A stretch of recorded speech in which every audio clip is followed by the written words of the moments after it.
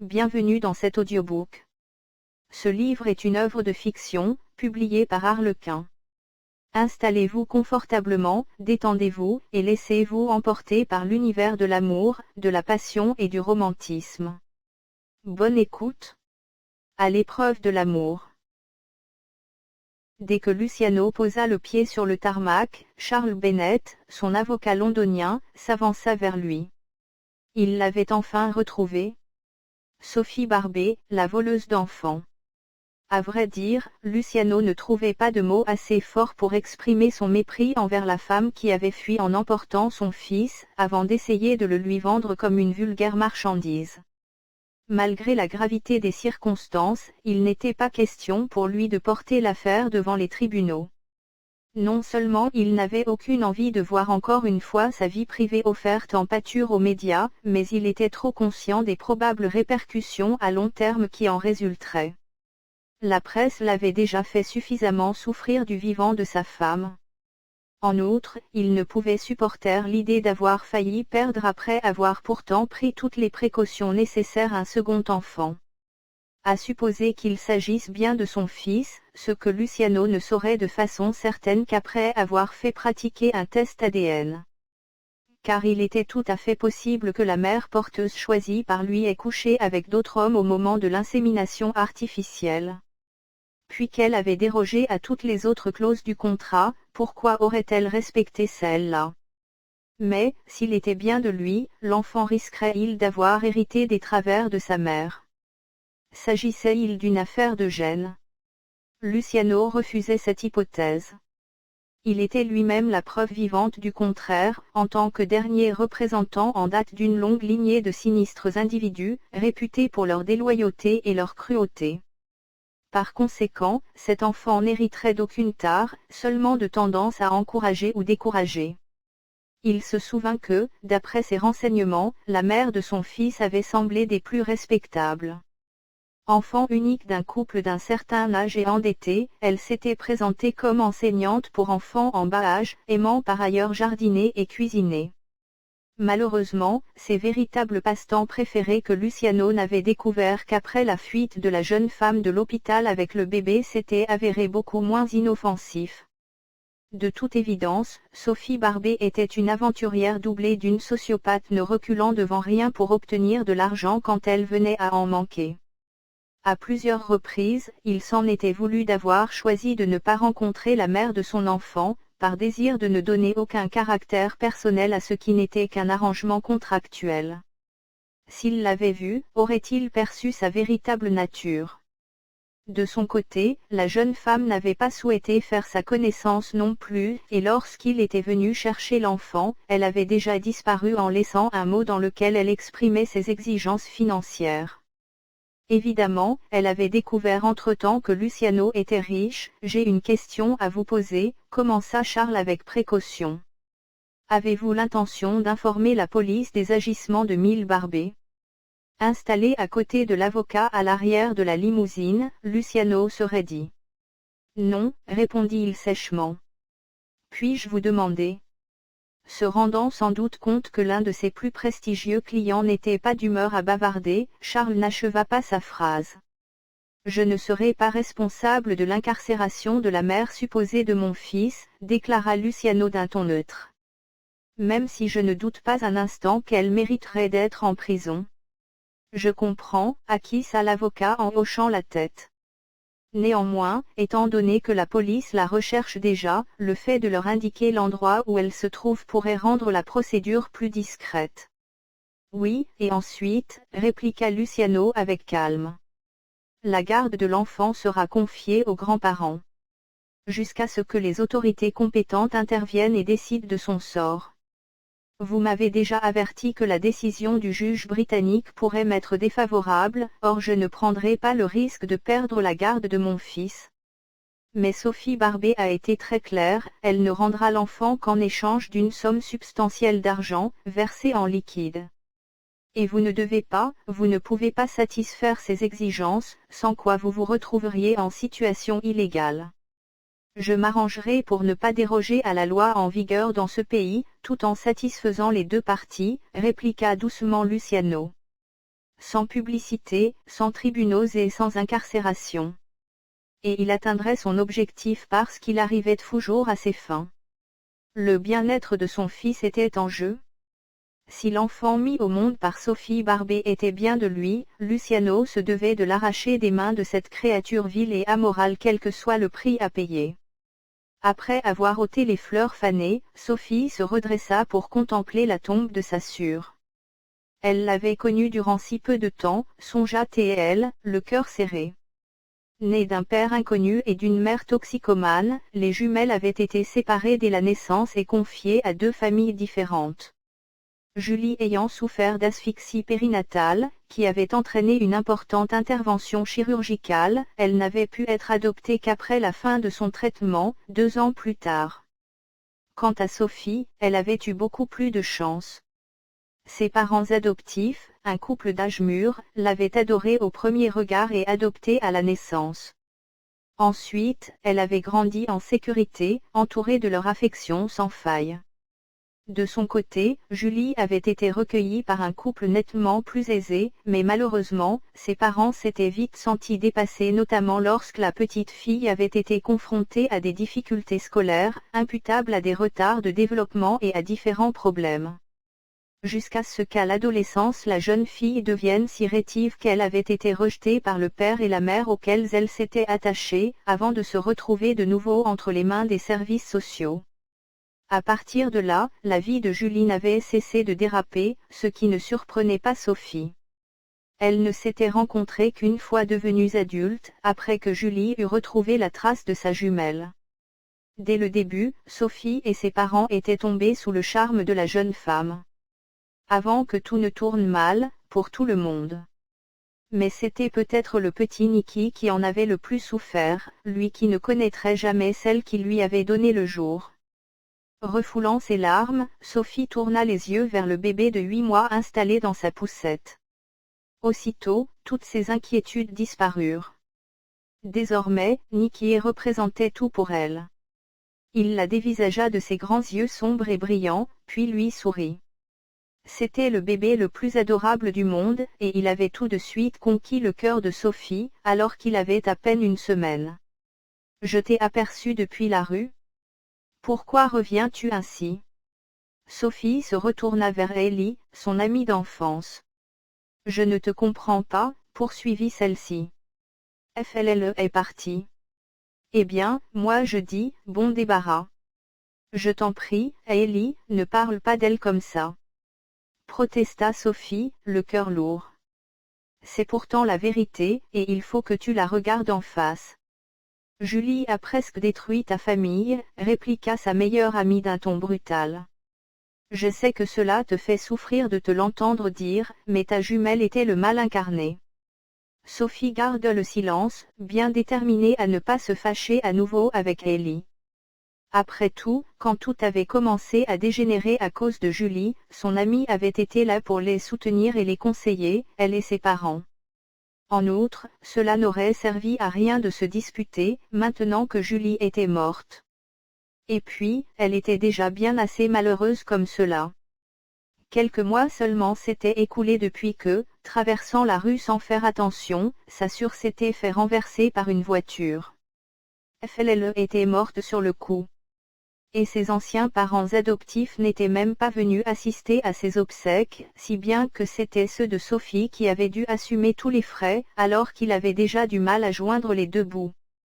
Si nous avions pu passer davantage de temps ensemble, tout aurait été différent, répliqua T.L. avec amertume. Elle a arnaqué tes parents, usurpé ton identité, t'a piqué ton petit ami et t'a laissé un bébé sur les bras, lui rappela Flea. Ne parlons plus d'elle, s'il te plaît, supplia Sophie. Non, tu as raison, acquiesça son ami avec un soupçon d'ironie. Nous ferions mieux de discuter de ce que tu vas faire de Nicky. Tu as déjà un job à plein temps, tes parents, mais je suis ravie de m'occuper de lui, l'interrompit Sophie. Je l'aime vraiment, c'est mon neveu, et mon seul vrai parent en vie, désormais. Elles sortirent du cimetière et débouchèrent dans la rue. Il est hors de question que je l'abandonne, poursuivit-elle. Nous allons nous en sortir, d'une façon ou d'une autre. Et son père ? N'oublie pas qu'il a des droits sur lui, répliqua Ellie. Bon, il faut que j'y aille, je commence dans 1 heure. À demain. Après avoir dit au revoir à son amie, qui habitait dans la même rue que ses parents, Sophie s'éloigna sans se presser. Elle avait beaucoup pensé au géniteur de Nikki, ces derniers temps. Elle ne savait quasiment rien de lui, sinon qu'il était soi-disant très riche. Elle ignorait complètement pourquoi il avait décidé de faire appel à une mère porteuse. Était-il homosexuel et vivait-il avec son compagnon? Ou ne pouvait-il avoir d'enfant avec sa compagne? Julie ne s'était pas souciée de ce genre de détails, mais à présent ces questions préoccupaient énormément Sophie. Nikki avait un père qui vivait quelque part, qui avait planifié sa naissance et chargé une femme de le porter et de le mettre au monde. Mais Sophie ignorait l'identité de cet homme, car Julie avait tout bonnement refusé de la lui révéler. Par conséquent, elle n'avait aucun moyen de le retrouver. Sophie ne put s'empêcher de se réjouir à cette pensée, avant de culpabiliser aussitôt. Au fond, elle ne se souciait que du bien-être de Nikki. Et elle n'était pas prête à confier son neveu à quiconque sans avoir d'abord la preuve que cette personne l'aimerait et s'occuperait de lui avec toute l'attention et l'affection qu'il méritait. C'était en cela que consistait son rôle, désormais, songea-t-elle avec tristesse. Gérer cette situation impossible créée par Julie, et tâcher que Nikki ne souffre pas des choix inconsidérés de sa mère. Dire que Julie avait signé le contrat en considérant cela comme un simple job lui procurant un revenu, à un moment où elle était à court d'argent et avait besoin d'un endroit où habiter. Ensuite, elle avait détesté les changements que subissait son corps à cause de sa grossesse. Avant de décréter qu'elle n'avait pas été suffisamment rémunérée pour ses 9 mois d'inconfort, surtout après avoir appris que le père de Nikki était fabuleusement riche. Un autre détail inquiétait Sophie, le géniteur n'avait même pas souhaité rencontrer la femme qui allait porter son enfant. Après avoir ouvert la porte, elle entra dans le modeste pavillon loué par ses parents. Celui-ci comprenant 2 chambres et un petit jardin, il y avait suffisamment de place pour elle et Nikki. Le père de Sophie était un ancien pasteur maintenant à la retraite, et sa mère s'était contentée d'être femme de pasteur. Et, malheureusement, ils avaient donné à Julie toutes les économies accumulées avec soin au fil des années, le jour où celle-ci avait prétendu vouloir louer une boutique dans le coin et se lancer dans le commerce. Peut-être en avait-elle vraiment eu l'intention au départ, reconnut Sophie en se reprochant de juger trop sévèrement sa jumelle. Mais Julie fonctionnait à l'impulsion et avait, hélas, une propension à changer de projet du jour au lendemain. De toute façon, même si elle avait eu de bonnes intentions, elle leur avait menti, c'était indéniable. En tout cas, les économies des Barbet s'étaient bel et bien volatilisées, ainsi que leur rêve de se construire une maison à eux pour leurs vieux jours. En fait, si ses parents avaient encore un toit, c'était uniquement parce que Sophie avait décidé de revenir vivre à la maison afin de les aider à payer le loyer ainsi que les dépenses du foyer, que la maigre pension de son père ne suffisait pas à couvrir. Après avoir changé Nikki et l'avoir recouchée, elle décida de s'allonger un peu elle aussi, sachant d'expérience que si elle souhaitait se reposer, elle devait profiter des moments où le bébé dormait. Tout en ôtant sa tunique, Sophie repensa à la remarque de Julie, « Tu as de trop grosses fesses pour te balader en leggings », avait-elle affirmé d'un ton péremptoire. Évidemment, elle-même était filiforme et souffrait de boulimie. Sa jumelle avait en effet un sérieux problème avec la nourriture et l'image qu'elle renvoyait. Chassant les souvenirs désagréables qui affluaient à son esprit, elle ferma les yeux et s'endormit en leggings et débardeur. Lorsque la sonnerie stridente de la porte d'entrée la réveilla, Sophie se redressa avec surprise. La plupart des gens qui venaient à la maison étant des amis de ses parents, il savait que ceux-ci se trouvaient actuellement dans le Devon, chez un ancien paroissien et ami. C'était tout ce qu'ils pouvaient s'offrir comme vacances, les pauvres. Après avoir jeté un coup d'œil dans le berceau et vu que son neveu dormait paisiblement, elle gagna rapidement le hall d'entrée et aperçut 2 silhouettes masculines derrière la porte vitrée. « Oui » demanda-t-elle en entrebâillant celle-ci. Un homme aux cheveux gris la dévisagea de la tête aux pieds d'un air sévère. « Pouvons-nous entrer, mademoiselle Barbet ? Nous aimerions vous parler. » Voici ma carte. Charles Bennett. Bennett et Bennett, avocat, lut Sophie sur le petit carton blanc qu'il lui passa par la mince ouverture. Redoutant aussitôt un nouveau problème lié au décès prématuré de sa sœur, elle blêmit et ouvrit grand la porte.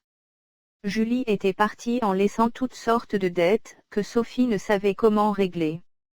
Elle frissonna à la pensée d'être obligée de signaler à la police qu'après avoir usurpé son identité, sa jumelle avait été jusqu'à sans grave contracté des dettes en son nom, qu'elle avait voyagé avec son passeport et même mis un enfant au monde en Sicile, toujours en tant que Sophie Barbé. Si elle révélait tout cela, elle se verrait immédiatement retirer la garde de Nikki, qui serait confiée à une famille d'accueil, à des inconnus. Luciano Vital, reprit l'avocat tandis que son compagnon s'avançait d'un pas. Sophie recula, terrifiée. Et quand elle regarda l'homme plus jeune qui lui faisait face, elle resta pétrifiée. Il ne ressemblait à aucun autre. Il se mouvait avec rapidité et souplesse, et un calme époustouflant. À vrai dire, il était la beauté incarnée, un pur fantasme de chair et d'os. Jamais elle n'avait vu d'homme aussi attirant, aussi somptueux. Un charisme viril et sensuel émanait de sa haute silhouette, un charme si puissant qu'elle en eut le souffle coupé. Le cœur battant à un rythme sauvage, Sophie se força à détacher son regard de ce visage aux traits nobles, qui semblait avoir été façonné par un sculpteur de l'Antiquité romaine. Puis, se sentant rougir comme une collégienne, elle se détourna et les invita à passer au salon. Luciano ne pouvait détacher son regard de Sophie Barbé. Elle était tellement différente de ce à quoi il s'était attendu. Lorsqu'il l'avait découverte sur la photo de son passeport, il l'avait trouvée assez quelconque, avec ses cheveux blonds, ses yeux bleus et son visage un peu rond. Mais, plus tard, les vidéos enregistrées par la caméra de sécurité d'un hôtel londonien, lui avaient offert des images nettement plus révélatrices de sa vraie nature. Coupe courte floue, décolleté plongeant, jupe au ras des fesses en mailles argentées et talons aiguilles d'une hauteur vertigineuse, le tout lui donnant carrément une allure de prostituée. Par ailleurs, elle était alors d'une minceur impressionnante tout en s'étant manifestement fait poser des implants mammaires.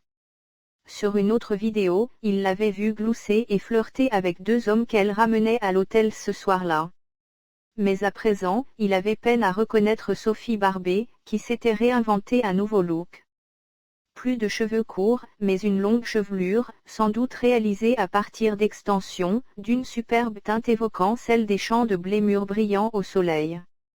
Son visage ovale semblait dépourvu de tout maquillage, constata Luciano en laissant descendre son regard sur la bouche pulpeuse d'un ravissant rose naturel, les pommettes légèrement empourprées et les yeux d'un bleu très clair.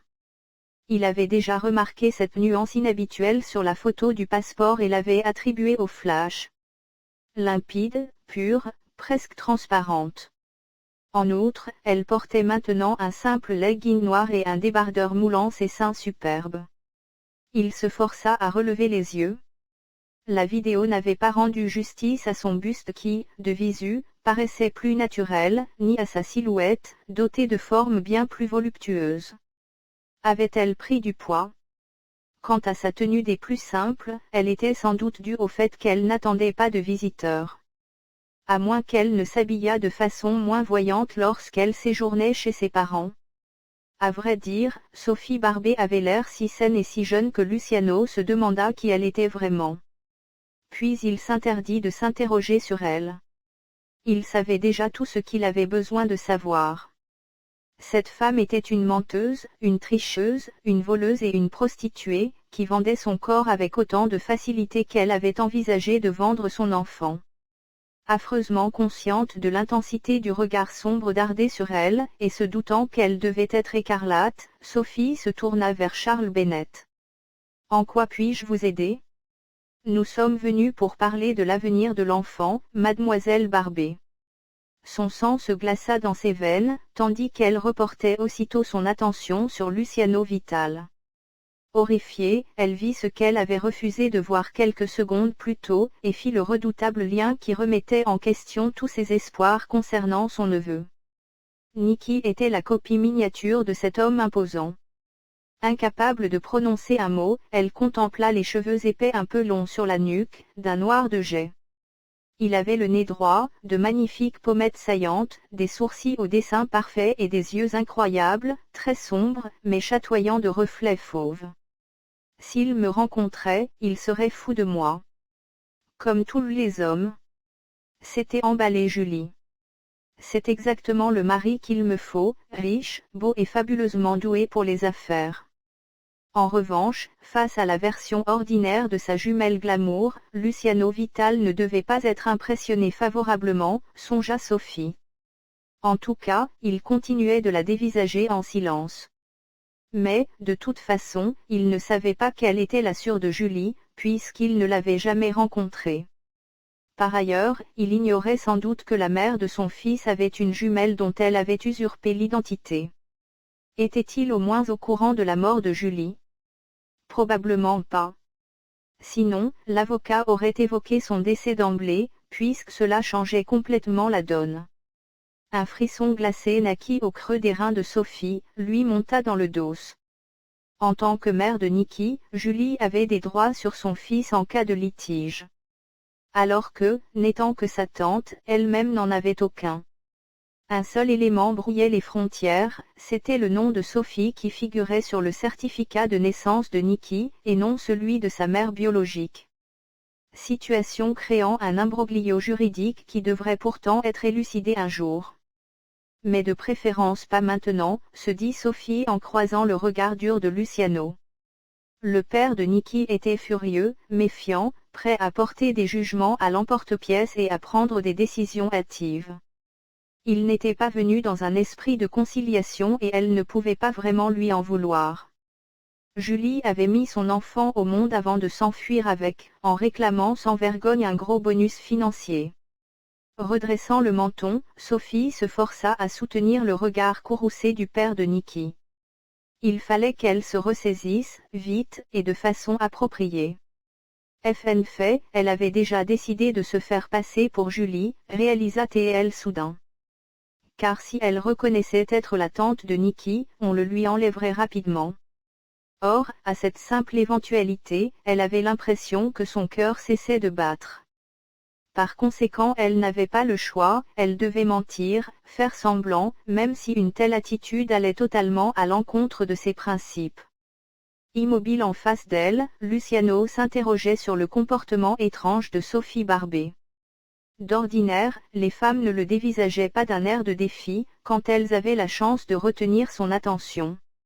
Elle lui souriait, flirtait, à grand renfort de battements de cils étudiés avec soin. Elle ne le snobait jamais.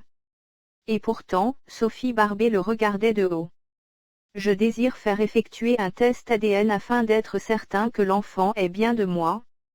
Sophie tressaillit.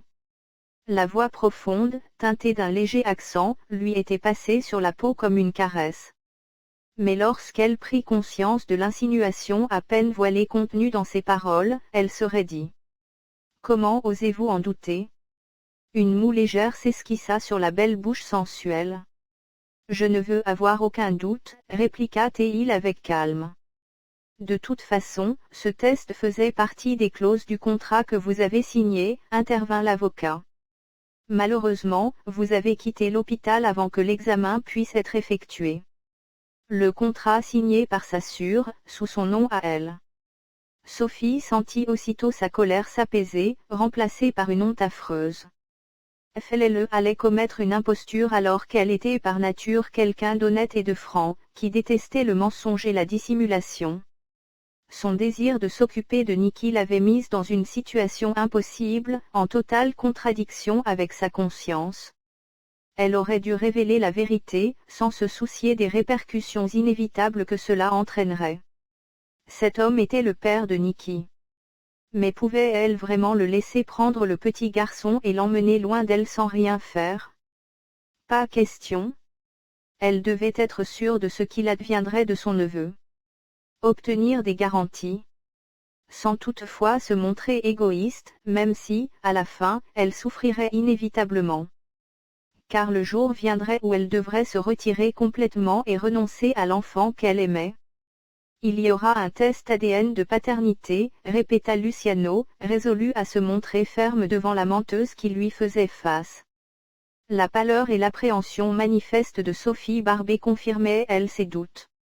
Si l'enfant n'était pas de lui, mieux valait le savoir rapidement. Un technicien du laboratoire viendra faire un prélèvement de salive, il s'agit d'une procédure simple. Et nous connaîtrons les résultats dans moins de 48 heures. Oui, je sais, murmura Sophie, terrifiée. Une autre crainte s'était emparée d'elle. Luciano Vital exigerait peut-être qu'elle aussi effectue le test. Les jumeaux avaient-ils le même ADN? Elle n'en savait rien. Dans le cas contraire, elle serait vite démasquée. Eh bien, elle n'avait qu'à attendre l'arrivée du technicien. De toute façon, elle n'avait pas le choix. Dois-je comprendre que vous êtes d'accord, reprit-il d'une voix doucereuse. Malgré elle, Sophie leva les yeux vers les siens, bordés de cils aussi noirs et épais que ceux de Niki. Le cœur battant à tout rompre, elle se sentit prise de vertige. Une douce chaleur l'envahissait, tandis que tout son corps devenait d'une sensibilité incroyable, ses mamelons durcissant sous le débardeur. « Oui, en fait, vous accéderez à toutes mes demandes, répliqua Luciano d'une voix suave. Il s'interrompit un instant, fasciné malgré lui par l'éclat translucide de ses yeux. « Vous êtes une femme sensée, n'est-ce pas ?» reprit-il. « Par conséquent, vous devez bien vous douter qu'il serait vraiment stupide de me refuser quoi que ce soit.